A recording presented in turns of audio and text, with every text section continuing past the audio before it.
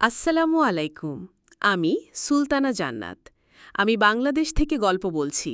আমার গল্পটি ভালো লাগলে চ্যানেলটি সাবস্ক্রাইব ফলো করুন প্লিজ প্লিজ প্লিজ। আর লাইক কমেন্ট শেয়ার করে অন্যকে দেখার সুযোগ দিন। ধন্যবাদ। আর হ্যাঁ, যে গল্পটা শুনবেন আমার চ্যানেলটি অবশ্যই সাবস্ক্রাইব করে পাশে থাকবেন প্লিজ প্লিজ প্লিজ। আর অবশ্যই পুরো গল্পটা শুনতে থাকুন। এখন আমি গল্প বলছি। একটি ছোট্ট রোমান্টিক ভালোবাসার গল্প, অপেক্ষার জানালা। নিতু প্রতিদিন বিকেলে বারান্দার জানালার পাশে বসে থাকত। ঠিক রাস্তার ওপাশেই ছোট্ট একটি কফি শপ। সেখানে প্রতিদিন একই সময়ে আসে একজন ছেলে, অর্ণব। তার হাতে সবসময় একটি বই আর এক কাপ কফি থাকে। প্রথম দিন নিতু খেয়াল করেনি, কিন্তু কয়েকদিন পর থেকে তার মনে অদ্ভুত কৌতূহল জন্ম নিল। ছেলেটা কেন প্রতিদিন একই সময়ে আসে? কেন জানি না, নিতুর মনে হতে লাগল ওর চাওয়ার মধ্যে একটা অদৃশ্য অপেক্ষা আছে।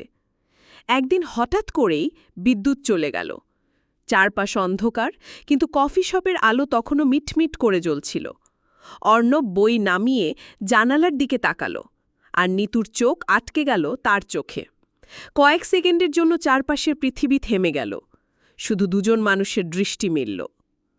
পরদিন কফি শপে হালকা বৃষ্টির শব্দের সাথে নিতু ঢুকে পড়ল। টেবিলের ওপরে অর্ণবের বইটা খোলা ছিল, আর তার মুখে সেই পরিচিত শান্ত হাসি। অবশেষে এলে, অর্ণব বলল। নিতু অবাক হলে জিজ্ঞেস করল, তুমি জানলে কিভাবে?